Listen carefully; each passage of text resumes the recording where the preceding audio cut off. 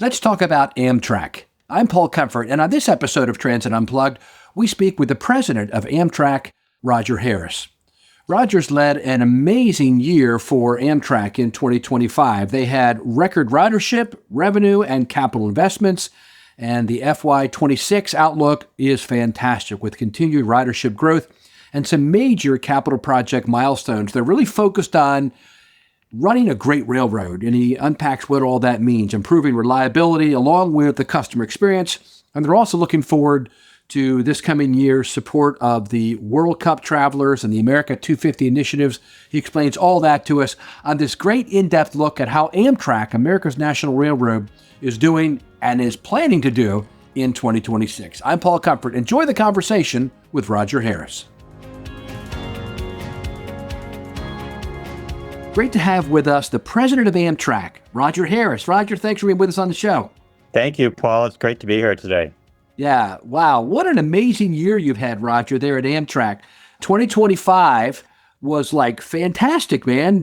Record results and ridership, revenue, capital investments. You got it all going on, brother. Yeah, Paul, it's so exciting because I feel like it's been the culmination of years of work by tons of different people. And I want to pay tribute to them because they really set us up. And now we're really hitting our stride. We've just had a couple of years of record-breaking results, record-breaking ridership, record-breaking revenue, improvement in how we run the railroad every day on all kinds of metrics. And it's just such an exciting time. I feel honored to be here at Amtrak at such a great point in history. That's wonderful. Well, let's unpack it a little bit, if you don't mind. Let's go through, for those of you who are listening to us, in another country, maybe Amtrak is our national railroad and it's our intercity railroad. And I was just talking to Roger in the green room when I was CEO in Baltimore. Amtrak, actually, we used to work a lot with them because we ran commuter trains, and Roger's operation actually operated some of them for us called the MARC trains under contract. So you guys don't just run your own service. Sometimes you run service under contract with others. Yeah, absolutely. And there's actually another dimension to that as well. So people think about Amtrak running trains and, selling tickets, and we do that all over the country. We do exactly what you just said. So we do subcontracting, or basically the operation for some commuter agencies like MARC, where we provide engineers and conductors who operate the trains. And then the other really big piece of business that people don't see is that we provide the infrastructure on the Northeast Corridor for the commuter agencies to run on. So like the tracks and tunnels and bridges and things like that. And that's a really big part of our business. So we're the infrastructure provider. And, there's some parts of the Northeast Corridor where we're actually only 10% of the ridership. And 90% of the customers who, especially in the New York area and New Jersey, 90% of the customers are actually on our commuter partners' trains using our infrastructure. So it's a dimension that doesn't really get a lot of visibility, but it's really important. And it's where we cut our teeth every day because our reliability is our B2B or commuter partner customers' reliability. Yeah. I was in New York a few months ago talking with Justin Vonishak at Metro North Railroad for our podcast and the TV show. And you guys are a big part of the whole Northeast Corridor. Well, and what's really interesting there, Paul, is that it's reciprocal, right? So they run on us, we run on them, because up north of New York City, we run on Metro North for a number of miles. And then we continue into Connecticut, where we run on tracks owned by Connecticut DOT that are managed by Metro North. What a lot of people don't realize is the Northeast Corridor is an incredibly complicated ecosystem of ownership and management and maintenance. And, we have this whole entity called the Northeast Corridor Commission, which is a governing body that governs this. But it just speaks to how transit is so interdependent on so many different levels. Yeah, I remember when I was at MTA, I used to send Suhair Al-Khatib, my deputy, to all those meetings, and he would come back and talk to me about how complicated it all was. Yeah. Well, and, it was complicated back then. And thank goodness that people really laid the groundwork on governance and how to share costs and investments going forward. Because What's interesting is after the IIJA and this infusion of money to be spent on infrastructure, now we have a lot to work with, right? Like we have billions of dollars to invest and prioritize and find resources for. And it makes it challenging, but at the same time rewarding because we're laying infrastructure that will be used for 50 or 100 years in the future. That's awesome. All right, let's dive into some of what I consider highlights from FY25 for you guys. Ridership up 5% year over year, 34.5 million customer trips. Capital investment, $5.5 billion, up 25% year over year. These are great numbers, Roger.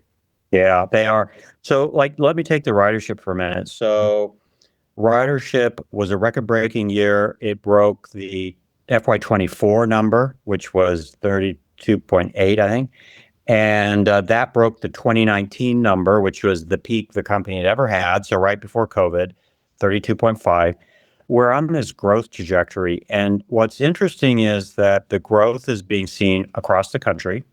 So, a lot of people identify us with the Northeast corridor between Washington and Boston, but this growth is being seen in Washington State and North Carolina and Virginia and just so many parts of the country. And it really speaks, I think, to the widespread interest in passenger rail in the US now. And so for the decade before COVID, Amtrak's ridership had been relatively flat in like the 30, 31 million passengers per year zone.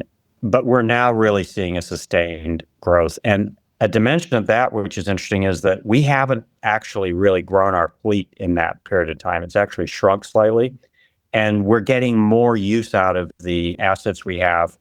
We're being smarter about scheduling, maintaining. We have higher load factors, so we're selling the seats more. The new trains that are coming, the new Acellas, the new Arrows, these are going to feed into this growth story and allow us to grow our ridership.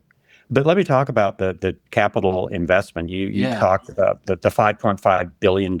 I mean, I don't think people understand what that means. Like, it just sounds like a big number. And there aren't many companies in this world, I think, where they spend twice as much on capital investment in a year on revenue received from a ticket box. And the idea that we're spending $500 million a month on these projects is just mind-boggling. And it's not just a lot of money, but it's across all kinds of asset classes. It's bridges and tunnels and tracks and new trains and maintenance facilities. It's a really transformational set of assets that are building the future and reinforcing the capabilities of the company. It's 400% higher than it was 5 years ago. And amazing. That's incredible. Yeah. And we'll dive into some of those expenditures because I do want to talk about some of the great projects you're working on. But so on one side, you've got the expenditures, but on the other side, you've got some amazing revenue coming in. Adjusted operating earnings up 15% year over year. Yeah. So, to me, it's like this virtuous cycle, right? So we go out there, there's a ton of demand, we get riders, they buy tickets. So we had 5% growth in ridership. We had 10% growth in ticket revenue because people are paying more for better product. I think we're also just doing a smarter job of pricing to the market. So where there's less demand, we're reducing prices to drive ridership. And, it's supply and demand. So we do get feedback on higher prices on popular trains, but this is a free market that we operate in, and that's what we're charged to do by Congress. So, there's been a growth in ridership. It's amplified by slightly higher fares on the revenue side and tight cost control. And that's how we're getting the operating income growth. But I think it really speaks to this high fixed cost industry, which rail, and in fact, transportation in general is, right? We have these enormous fixed costs, and really how we make a healthier growing business is by finding ways to create capacity with the same assets.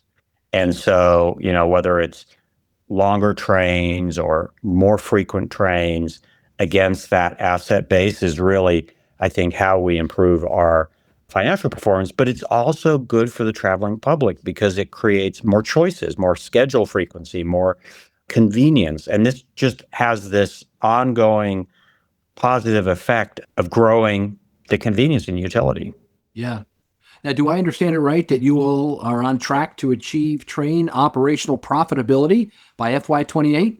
Yeah, exactly. So, and the reason why we talk about train operating profitability versus infrastructure is really because we have a lot of this infrastructure investment going on, and it's a slightly different sort of dynamic in terms of the P&L performance. But we definitely want to make sure that the train operations is earning its keep. And that's exactly how those two lines cross between operating revenue and operating expense. And I think we're on a good track there. Thanks for listening to the Transit Unplugged podcast. We are so glad you're here. If you're enjoying this show, we know you'll love our other transit industry programs. On Transit Unplugged TV, Paul Comfort explores the food, culture, and transit systems around the globe. You get to see everything. You'll love this show. And every week, we also offer up the Transit Unplugged News Minute, where you can get the latest industry headlines in less than 60 seconds. You can find out more at transitunplugged.com. Now back to Paul Comfort for this edition of the award-winning Transit Unplugged podcast. So I just got back from a trip to Italy and rode some of their high-speed rail while I was over there and saw that they have a lot of private companies that operate their services there. And of course, here in America, people have heard of Brightline, which is doing rail. They're trying to build a higher speed rail between LA and Vegas. Explain to us maybe the structure of Amtrak. That's something we didn't talk about at the very top, but you all are like congressionally. Well, you explain better than I can. Yeah, exactly. So, well, Amtrak was created by Congress back in I-71. It basically assumed all of the passenger train operating reliability or responsibility of the freight railroads. So we're an independent corporation chartered by Congress to fulfill those duties, essentially. And we are tasked with behaving in a commercial way. So, we are intended to pay our way, earn our keep, and that's exactly what we're trying to do. So transportation infrastructure is always expensive, and we're always looking ways to do it efficiently and find new sources of capital. And so Brightline is one way of doing that. And they still receive federal grants for infrastructure. Yeah. I think they got like $1 billion for out west, right? In that line. Oh, yeah. Absolutely. But, I mean, this is what transportation requires, right? Just like air transportation requires airports and air traffic control systems and, all that infrastructure because it's good for the economy and it's good for the public in terms of creating the utility of travel. So, so we're different than Brightline, but I don't think we have any less obligation or desire to be efficient with the funds that we're provided by the taxpayer. And I think we can be as good as any private operator. Yeah.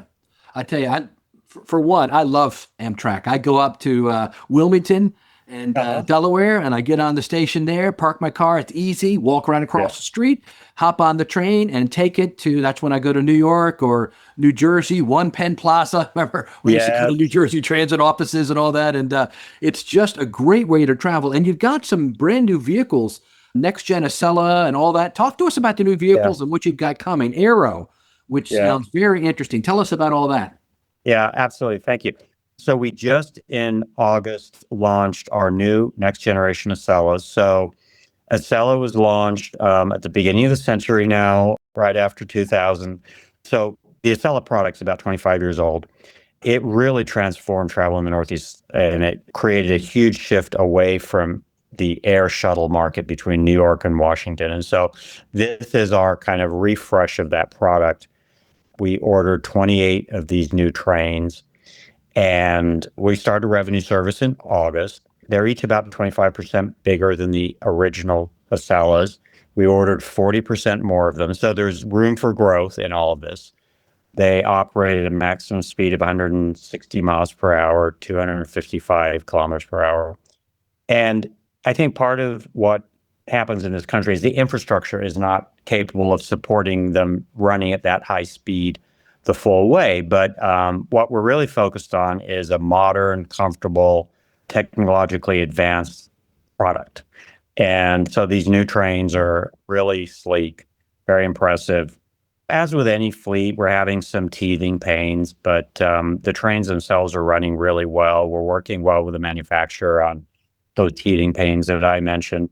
But they're really going to allow us to introduce the Acela franchise to more people because the trains are bigger, but also more frequencies because we have more of them. That will really transform our entire product. So we'll have all of the previous generation Acelas retired from service within the year. So people will have the new product. I can't wait to ride it. I've ridden the old one lots of times, but I can't wait to ride the new one. Yeah. Oh, okay. Well, we have 8 of the new ones in service so far. Okay. We're working on the 9th, 10th, and 11th. So, they're coming quickly. We have to accept them officially, each unit. And then what's really, I think, sneaking up on people, I mean, not on us, but in terms of public perception, is the new Aero trains, which is, so they're basically the replacement for the AM fleets that operate the Northeast Regionals, which are pushing 50 years old now. So they really have done good service. So these new Aeros will also be seen. In fact, they're going to be launched first on the Cascades service in the Pacific Northwest next SAR. And what's really cool about them is they are dual mode. They are capable of operating via electric traction, overhead contact system, electric on the Northeast Corridor. And then they also have a diesel power pack that runs the electric traction motors for off corridor. So today, for instance, we have to change from electric to diesel locomotives in Washington to go south or in New Haven to go north to Springfield. And this will allow us to basically switch over pretty much seamlessly between the two traction sources. And it's going to take out time of the schedule where we currently have to, it takes about 30 minutes to change out a locomotive. We're going to be able to switch basically in 5 minutes at the station. So it's going to make a much faster product in terms of transitioning power sources, but it's also it's a thoroughly modern, comfortable, convenient train, and very impressive. And they're coming online this year, 26, right? Yeah, so 26 in the Pacific Northwest, and then 27, they're going to start on the Northeast Corridor. Okay. And then eventually there's a battery-operated version of them as well. And you've also got some new services we should crow a little about, the Amtrak Mardi Gras service. I love how you give each line a fun name, Mardi Gras between Mobile and New Orleans. And that's the first time they've had service there in a long time. Yeah, it is. And, we also launched that service in August. So August was a huge month for us. And it was a long time in coming. So it was 20 years, almost to the day, since Hurricane Katrina devastated New Orleans and basically shut down that route. And it took about 10 years or more to actually deliver the project. But what's really been amazing, and when I went down there for the celebrations, I never had any concept that each town has their own Mardi Gras there. So as a country, we think about Mardi Gras as New Orleans, right? It's like personified by that. But oh, no. You go along there, and on that launch train, we went to every town, and they'd be like, have you seen Biloxi's Mardi Gras or Mobile or, Pascagoula or any of these cities that we stop at? And we realized why the community wanted to call it the Mardi Gras service, because Mardi Gras is this unifying concept in that region. And the trains have been tremendously successful, far outstripping our expectations. And we are just so heartened by that, because when you reintroduce service in a market or an area where you haven't operated for 10 or 20 or 50 years, it's really hard to quantify like what the pent-up demand is and what the ongoing interest will be. And this really has kind of uncovered that it's way bigger than we even think. And so, trying to get passenger rail out into these corners of the country is, I think, an enormous opportunity and I think greatly underappreciated in terms of its potential. And I read that you have 96% customer satisfaction rate on that route since it On got that started. route. I Oh mean, my God. where do you get those kind of numbers, man? Well, first of all, we have great employees down there. Like Yeah. the customers just adore the employees. And I have to say, when I go down there, there's so much heart down there in the service. And it's a little bit of Southern hospitality and a lot of Amtrak heart is the best way I can Yeah. say it. It's just a great team in New Orleans. It's awesome. Well, there's so much more we could talk about. I know we only got a few more minutes, so I want to jump ahead a little bit and look at what you've got proposed for this year, 2026. You've got so many kind of cool new projects you've got coming up. I love your focus on running a great railroad. Tell us what that Oh, yeah. means to you and what you're going to do this year to make that happen. Yeah, Paul, to me, that's about just table stakes, right? Like people come to us because we provide transportation, and people, they want to get somewhere by a time certain. They want a clean train. They want polite, friendly employees. And this is who we are. And we do that really well. But what we can improve on is consistency. And so, I get letters from customers and things like that. And sometimes I think like, oh my gosh, like we have so much to do. We do have stuff to do, right? But we have a great place to start. And so we're really focusing on that and trying to figure out how to help our employees, right? Because oftentimes when they have an issue, it's because we haven't given them the right tools. So, Right. let's try really hard on that. We have old infrastructure. A couple of things that are coming this year that are so exciting. We're going to be opening the first track on the Portal North Bridge in New Jersey with our partner, New Jersey Transit. And in New York, on the East River Tunnel side, we're going to be reopening one of the East River tunnels. And so these improvements to infrastructure are just going to bring more reliability and more on-time performance of the train. So those are the building blocks, I think, of what we're going to be delivering. That's great. And of course, where most people who've never ridden public transportation will try it this year is going to a World Cup game, right?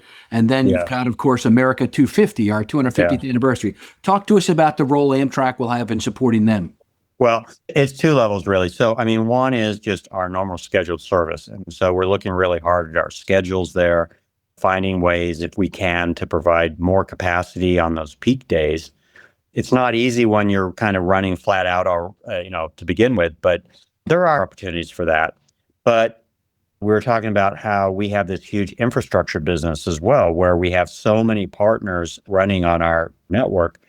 That's really where we have a big impact on the World Cup and America 250. So agencies like New Jersey Transit in New Jersey, SEPTA in the Philadelphia area will have a huge role to play in terms of getting fans to events.